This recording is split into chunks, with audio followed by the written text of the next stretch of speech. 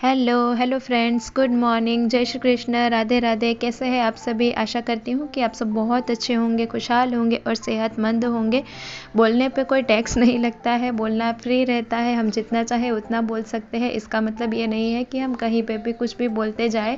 वो कहते हैं ना कि मुंह से निकले एक बार ना जो वचन निकल जाए ना तो मतलब वो वापस नहीं ले सकते। तो हमें ना बहुत ज़्यादा सोच समझ के बोलना चाहिए। हम जो भी बोल रहे हैं वो ये नहीं होना चाहिए कि कभी भी हम कुछ भी बोल दें किसी भी समय पे किसी भी व्यक्ति को, क्योंकि वो हमें कुछ बोल नहीं पाएगा या फिर कोई हमें कुछ कह नहीं सकता, क्योंकि वो हमारी रिस्पेक्ट करते हैं या फिर हमसे बड़े हैं इस वजह से, या फिर हमसे जो क्या बोलते हैं छोटे हैं बड़े हैं जो भी हो, उस वजह से कोई हमें कुछ कहता नहीं है। तो इसका मतलब ये नहीं है कि हम किसी भी समय पे ना किसी को भी कुछ भी बोलते। देखिए कि कोई भी बात कहने का ना एक वक्त होता है। भले हम सामने वाले व्यक्ति से ना ताकतवर क्यों ना हो, लेकिन किसी भी व्यक्ति को कभी भी ना कुछ भी नहीं बोल देना चाहिए।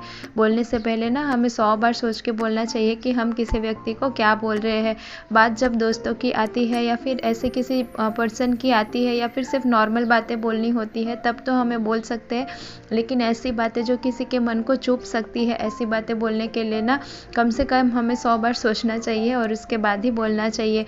तो कुछ लोग ना ऐसे होते हैं जो बिना सोचे समझे ना किसी को भी कुछ भी बोल देते हैं। ये नहीं सोचते हैं कि सामने वाले को उनका बुरा लगेगा, उनकी बात का क्या असर होगा, वो कुछ भी मतलब बोल के चले ही जाते हैं।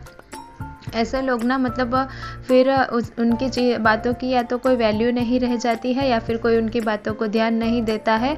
तो इसी वजह से मैं कहती हूँ, हमेशा कहती हूँ कि बोलने से पहले ना हमें 100 बार सोचना चाहिए। तो मुझे कुछ ऐसा ही एक्सपीरियंस हुआ था, तो इसीलिए मैंने आपको जो है ये बात शेयर की और बता दी। क्या होता है ना कि हम कभी भी कुछ भी बोल देते हैं ना तो फिर वो अच्छा नहीं रहता है हमारे लिए ही। हमारी बातों की ही वैल्यू कम हो जाती है, हमारी वैल्यू कम हो जाती है। फिर लोग ना हमें एकदम अनदेखा करना स्टार्ट करते हैं, सोचते हैं कि ये तो कुछ भी बोल देती है, ये तो ऐसी ही है करके। तो इस वजह से जो है बोलने से पहले हमें सोच समझ के बोलना चाहिए। तो यहाँ पे देखिए, कल ही हम मायके से आए थे तो अभी आके मैंने बेडशीट चेंज की है और यहाँ पे मैं अपना बैग खाली कर रही हूँ। और जैनिश को ना जब नई बेडशीट बिछाते हैं ना तब उसको बड़ा मज़ा आता है, तो तभी आ जाता है। या तो इसको बेडशीट नहीं चाहिए होती है या फिर इस तरीके से अच्छे से बिछाई हो ना तो उसके ऊपर उसको जंपिंग करने में बहुत मज़ा आता है। तो यहाँ पे देखिए मैंने बैग जो है वो खाली कर दिया है और उसको हाथ के हाथ में ऊपर रख देती हूँ। और आने के बाद ना एकदम घर की हालत देख के ना मुझे मतलब बहुत ही ज़्यादा दुख जैसा होता है। ये देखिए गैस स्टोव भी पूरा गंदा पड़ा हुआ है। तो हम लोग सिर्फ एक ही नाइट के लिए जाते हैं मतलब, और जाने से पहले ना शाम तक की मैं पूरी क्लीनिंग करके जाती हूँ, लेकिन फिर भी घर इतना गंदा हो जाता है ना कि आने के बाद ना फिर मुझे ऐसा लगता है कि क्या करूँ और क्या नहीं करूँ। ये देखिए फर्श देखिए कितना गंदा है, जबकि जैनिश तो घर में था भी नहीं, मतलब सिर्फ मेरे सास ससुर ही रहते हैं, फिर भी घर इतना ज़्यादा गंदा हो जाता है ना। घर को देख के ऐसा लग रहा था ना कि 2 दिन से यहाँ पे झाड़ू वाड़ू कुछ नहीं लगी है, बस खाना बनाया गया है और खाया गया है। मैंने उस दिन जो बर्तन धो के टोकरे में लगाए थे ना, वो बर्तन वैसे के वैसे ही रखे हुए थे, वो बर्तन भी जगह पे लगे नहीं हैं। बस उन्होंने जो खाना खाया वो बर्तन उन्होंने यहाँ पे धो के लगा दिए हैं, तो बस इतना ही काम हुआ था। तो मुझे ना कभी कभी बहुत गुस्सा भी आ जाता है, लेकिन अब जो है मुझे इतना टाइम हो गया है ना, मतलब कि इग्नोर करने की एक आदत सी पड़ गई है। और ये मेरा हमेशा का मतलब रूटीन हो गया है कि मायके से आने के बाद मुझे साफ़ सफाई में लगना ही पड़ता है। तो पहले नए अंडे लेके आए थे हम लोग मम्मी के घर से, तो मैंने वो जो है लगा दिए हैं। देसी वाले अंडे रहते हैं ना, तो वो लेके आए हैं, तो वही मैंने अभी लगा दिए हैं डब्बे में। और बाकी ये जो भी कचरा वचरा था और फ्रिज में भी कुछ खाना पड़ा हुआ था जो कि ख़राब हो चुका था, तो वो भी मैंने फेंक दिया। और यहाँ पे देखिए जैनिश आया था पानी पीने के लिए, तो मैंने उसको जो है पानी भी पिला दिया। और अभी जो है किचन को मैं ऊपर ऊपर से ही साफ़ करूँगी, क्योंकि मुझे खाना भी बनाना है। तो जब खाना खा के बर्तन धो लूँगी ना तब अच्छे से जो है मैं किचन को भी क्लीन कर लूँगी। और ये मैंने गुड़ रखा हुआ था तो इसका ढक्कन मुझे नहीं मिल रहा था, शायद जैनिश ने फेंक दिया होगा, तो वही फिर मैंने उसको ना पॉलीथीन में ही लपेट के ना रख दिया है। और यहाँ पे हल्के हल्के से जो है मैं किचन को साफ़ कर ले रही हूँ। और आज खाने में सिर्फ पुलाव ही बनाने वाली हूँ मैं, क्योंकि मेरे हस्बैंड ना आज खाना खाने के लिए नहीं आने वाले हैं, उनका फ़ोन आया था वो कहीं पर बाहर जाने वाले हैं करके। तो इसी वजह से सिर्फ मैं हूँ और मेरी सास ससुर है, तो हम लोग पुलाव खा लेते हैं। बाकी मेरे हस्बैंड को पसंद नहीं है तो मैं ज़्यादा बनाती नहीं हूँ, लेकिन वो नहीं खाने वाले हैं तो हम लोग के लिए मैं बना ले रही हूँ। और यहाँ पे देखिए पुलाव में ना मैं शकरकंदी भी डालने वाली हूँ, मुझे ना बहुत अच्छी लगती है। तो मैं मम्मी के घर से लेके आई थी शकरकंदी और जो रताड़ू बोलते हैं वो भी। तो मैं जल्दी ना आपके साथ में ऊंधियों की रेसिपी शेयर करूँगी। तो ठंडी में ना ऊंधियों खाने का बहुत मज़ा आता है। मैंने आपको बताया था ना, मम्मी ने मुझे तुवेर और पापड़ी भी भर के दे दी है। तो वहीं पे भी ना एक मतलब वही क्या बोलते हैं वो रताड़ू भी था, तो वो भी मैं लेके आ गई थी और शकरकंदी भी लेके आ गई थी। तो मैं आपके साथ में रेसिपी भी बहुत जल्द ही शेयर करूँगी। और बस यहाँ पे मैं आ गई हूँ पुलाव बनाने के लिए। तो एकदम सिंपल मैं पुलाव बना लेने वाली हूँ। तो यहाँ पे मैंने तेल लिया है, तेल में जीरा डाला और उसके बाद में डाल दिया अदरक लहसुन का पेस्ट और अदरक लहसुन हरी मिर्च का पेस्ट। इसको थोड़ा सा भुना, उसके बाद में जो है मैंने इसमें आलू डाला, शकरकंदी डाली और उसके बाद में डाल दिए 1.5 सारे हरे मटर। हरे मटर वाला पुलाव खाने का ना बहुत मज़ा आता है। और अब हम इसमें डाल देंगे ये सोया चंक्स जो मैंने भिगो के रखे थे। तो आजकल ना मतलब ये मैं खा रही हूँ क्योंकि उसमें ना प्रोटीन अच्छा मिल जाता है और मैं कुछ और एक्स्ट्रा ले नहीं रही हूँ। तो मैं सोची कि यही खा लेती हूँ, ये खाना अच्छा रहता है, डॉक्टर्स भी काफ़ी रेकमेंड करते हैं। और अभी इसमें ना मैंने सारे मसाले डाल दिए, हल्दी पाउडर, धनिया पाउडर, लाल मिर्ची का पाउडर और गरम मसाला, और इसको अच्छे से मैं मिक्स कर लूँगी। वैसे पुलाव में ना गरम मसाले की जगह पे अगर पाव भाजी मसाला डालो ना तो और भी अच्छा टेस्ट आता है, आप लोग कभी ट्राई कीजिएगा। और यहाँ पे देखिए मैंने टमाटर भी डाल दिया और इसको अब मैं अच्छे से मिक्स कर ले रही हूँ। और इसके बाद में मैं इसमें ऐड कर दूँगी चावल। चावल डालने के बाद में थोड़ा सा ऐसे ही उसको हाई फ्लेम पे ना सूखे में थोड़ा सा भून लेंगे ना, तो पुलाव ना फिर बहुत अच्छा खिला खिला बनता है।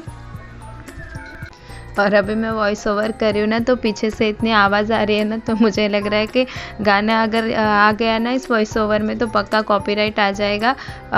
आई होप कि ना आए करके, क्योंकि इसके बाद में ना मुझे टाइम नहीं मिलता है फिर एडिटिंग करने का।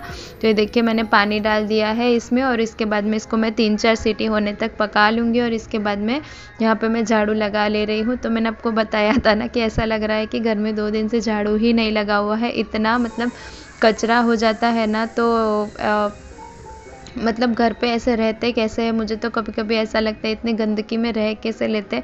वैसे ये लोग रहते हैं ना तो इनको इतना नहीं लगता है, मतलब कि वो लोग सिर्फ यहाँ पे खाना पीना खाते हैं और उतना ही उनका रहता है, बाकी साफ़ सफाई में इनको इतना क्या बोलते हैं समझ नहीं आता है। मेरी सासू मॉम का तो पहले से ही ऐसा है, तो बस मैं ही हमेशा साफ़ सफाई करते आई हूँ और यहाँ पे मैं जो है सब करके ले रही हूँ। और मतलब वो इतना ध्यान नहीं देती है क्योंकि पहले से ही मैं ही करती हूँ, तो उनकी अब आदत भी छूट गई है। और अगर उनको कुछ काम करने को कह भी दो तो फिर वो कहेंगे कि मैं क्या नौकर हूँ जो मैं काम करूँगी। तो देखिए मैं ये बात बोल रही हूँ क्योंकि उन्होंने ये बात मतलब मुझसे बोली थी इसी वजह से।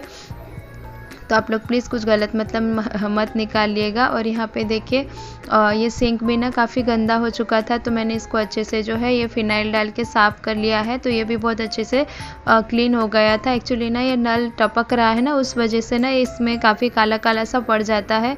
ये नल को मैं एक बार चेंज भी कर चुकी हूँ, लेकिन फिर भी जो है पता नहीं क्यों ये टपकता ही रहता है। जब चेंज किया था ना तो थोड़े दिन बंद था और उसके बाद में ये फिर से टपकना चालू हो गया। इसको ना बहुत टाइटली बंद करना पड़ता है, लेकिन उतना टाइटली ना घर में कोई बंद करता नहीं है, मतलब ऐसे ही थोड़ा थोड़ा टपकता ही छोड़ के चले जाते हैं ना, इस वजह से। तो मैं कितनी बार सबको बोलती भी हूँ, मैं उधर ही कितनी बार तो खड़े रहती हूँ बोलने के लिए कि मतलब नल को ठीक से बंद करो, लेकिन पूरे दिन तो मैं वहाँ पे खड़ी नहीं रह सकती ना। और यहाँ पे देखिए वो साफ़ करने के बाद में यहाँ पे मैं बस पोछा लगा ले रही हूँ। और पोछा लगाने के बाद जो घर में अच्छी फीलिंग आई है ना, मतलब ऐसा लगा कि मेरा घर अब साफ़ हुआ है करके, और मेरे मन को भी शांति हुई है। और जब खाना वाना खा के मैं बर्तन धोऊंगी ना तो उसके बाद में जो है मैं किचन को भी अच्छे से धो लूँगी। तो सबसे मुश्किल ना मेरा किचन में पोछा लगाना होता है। किचन में इतने दाग हो जाते हैं ना, ये लगभग डेली का ही है, डेली ही। मतलब मैं रात को कितना भी क्लीन करके सोऊं, लेकिन बाद में ये लोग खाना वाना खाते हैं तो इतना सब मतलब रहता है ना, गंदा हो ही जाता है। और सुबह सुबह में मुझे फिर से पोछा लगाना ही पड़ता है। तो यहाँ पे देखिए मैंने खाना वाना खा लिया था, मेरे ससुर जी ने भी खाना खा लिया था। और उसके बाद में ये जो पुलाव बचा था वो मैं निकाल के रख देती हूँ, क्योंकि मेरी सासू माँ आने के बाद में खाएंगी, तो ये निकाल के रख देती हूँ। और इसके बाद में मैं बर्तन वॉश कर लूँगी और फिर जो है किचन क्लीन कर लूँगी तो बर्तन भी मतलब इतने सारे हो जाते हैं ना, क्योंकि इनकी आदत है ना कि ये मतलब सिर्फ छोटे छोटे बर्तन ही धो के रखते हैं। बड़े बड़े बर्तन जो है ना सिर्फ सब ना ऐसे ही रह जाते हैं, और थोड़ा बहुत भी खाना होना बड़े बर्तन में तो ये लोग खाली नहीं करके रखते हैं, वैसे ही बड़े बड़े बर्तनों में ही रखा रहता है।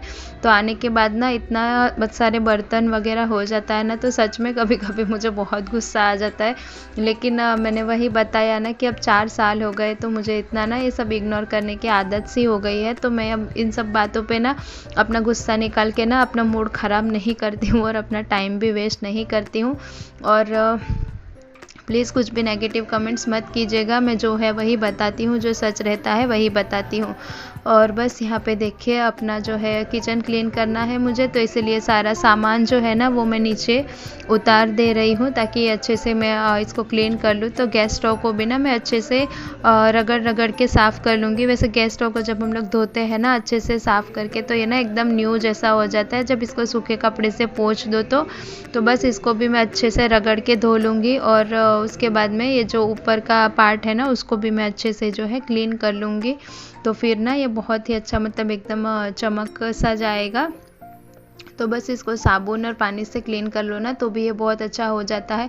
और वीक में एक बार क्लीन कर दो ना तो मतलब बहुत अच्छा रहता है। और अभी क्या हुआ था ना कि मेरी तबीयत भी बहुत दिनों से ठीक नहीं थी ना, तो मैं इतना साफ़ सफाई पे ध्यान नहीं दे पाई थी, मैं इतना इसको धो वगैरह नहीं पाई थी। तो आज मैं अच्छे से इसको जो है क्लीन कर ले रही हूँ।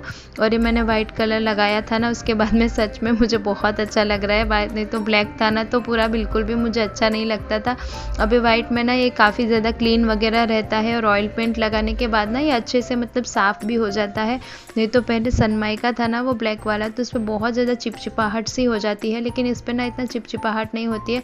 आसानी से एक कपड़ा मार दो ना तो अच्छे से साफ़ हो जाता है। तो बस ये सब साफ़ करके ना मैंने ये टाइल्स वाइल्स भी जो है अच्छे से धो दी। और इसके बाद में ना ये एक बार जो है साबुन वाले पानी जो है वो उसको मैं निकाल लूँगी, और उसके बाद में एक बार जो है अच्छे से साफ़ पानी निकाल लूँगी, तो ये सब अच्छे से साफ़ हो जाएगा। तो जब किचन साफ़ होता है ना तो किचन में खाना बनाने का भी ना एक अलग ही मज़ा आता है, और एक अलग ही अच्छा मतलब फील होता है जब किचन साफ़ होता है। तो नहीं तो गंदा गंदा रहता है ना तो ऐसा लगता है ना कि क्या ही करे। कभी कभी मुझे लगता है ना कि अगर मैं 1 आध महीने के लिए चली गई ना मायके तो फिर क्या ही हाल हो जाएगा मेरे किचन का। वैसे एक बार ऐसा हुआ था, मैं जब जैनिश छोटा था ना तो मैं बहुत रहने के लिए चली जाती थी, तो मतलब तभी ना 15-20 दिनों के बाद आती थी ना। तो एक बार ना मैं खाना बना रही थी तो सिंक के साइड से ही ना मतलब जो छोटे छोटे कीड़े आते हैं ना तो वही निकल के आ रहे थे। तो मैं सोची कि ये कीड़े कहाँ से आ रहे हैं करके फिर मैंने देखा तो जो